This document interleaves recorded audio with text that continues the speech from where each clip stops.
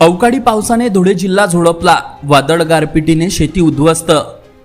पालकमंत्री जयकुमार रावल यांची नुकसानग्रस्त शेतींची प्रत्यक्ष पाहणी तसेच तात्काळ पंचनाम्यांचे दिले आदेश. धुळे जिल्ह्यात अवकाळी पाऊस, गारपीट आणि वादळामुळे मोठ्या प्रमाणात शेतपिकांचे नुकसान झाले असून या पार्श्वभूमीवर धुळे जिल्ह्याचे पालकमंत्री जयकुमार रावल यांनी आज शिंदखेडा तालुक्यातील बाधित भागांचा दौरा करून प्रत्यक्ष परिस्थितीची पाहणी केली आहे. शिंदखेडा तालुक्यातील टेंबलाय, मेथी परिसरासह विविध गावांत शेतशिवारात जाऊन त्यांनी नुकसानग्रस्त पिकांची स्थिती जाणून घेतली. यावेळी त्यांनी शेतकऱ्यांशी थेट संवाद साधत त्यांच्या अडचणी समजून घेतल्या. दौऱ्यात महसूल व कृषी विभागाचे वरिष्ठ अधिकारीही उपस्थित होते. पालकमंत्री जयकुमार रावल यांनी सांगितले की प्रत्येक बाधित क्षेत्राचा सरसकट पंचनामा करण्यात येणार असून एकही शेतकरी मदतीपासून वंचित राहणार नाही. राज्य व केंद्रातील सरकार शेतकऱ्यांच्या पाठीशी ठामपणे उभे आहे असा विश्वास त्यांनी व्यक्त केलाय. अवकाळी पावसामुळे मका, ज्वारी, गहू, हरभरा यांसह अनेक पिकांचे मोठे नुकसान झाले असून त्यामुळे शेतकऱ्यांमध्ये चिंतेचे वातावरण असून शासनाकडून लवकरात लवकर मदत मिळावी अशी अपेक्षा व्यक्त होत आहे. दरम्यान प्रशासनाने नुकसानग्रस्त भागांचा पंचनामा तातडीने पूर्ण करण्याच्या सूचना देण्यात आल्या आहेत. अहवालाच्या आधारे शेतकऱ्यांना मदत देण्याची प्रक्रिया गतिमान केली जाणार आहे. या पाहणीमुळे शेतकऱ्यांना काहीसा दिलासा मिळाल्याचे चित्र परिसरात दिसून येत आहे. मुख्य संपादक Jatin Borse sir, JBTV news, Shindkheda, Dhule. मागच्या काळामध्ये या 4-5 दिवसापूर्वी महाराष्ट्राच्या अनेक ठिकाणी, अनेक जिल्ह्यांमध्ये, धुळे जिल्ह्यामध्ये सुद्धा माझ्या मतदारसंघात अनेक ठिकाणी वारा, वादळ, अवकाळी पाऊस आणि गारपिटामुळे फार मोठं नुकसान झालं.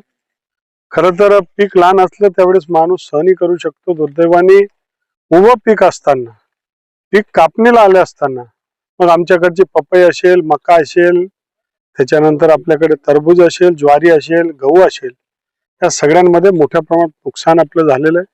वादळामुळे पिकं सुद्धा पडलेले आहेत. आपण बघू शकता त्या शेतामध्ये मक्याच्या पीकची परिस्थिती काय आहे.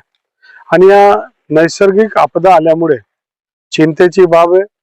परंतु मी इथे शेताच्या बांधावर येऊन शेतकऱ्यांशी चर्चा केली आणि त्यांना सांगितलं की देवेंद्र फडणवीस यांचं जे महायुतीचं सरकार आहे, हे महायुतीचं सरकार शेतकऱ्यांच्या बाजूने आहे.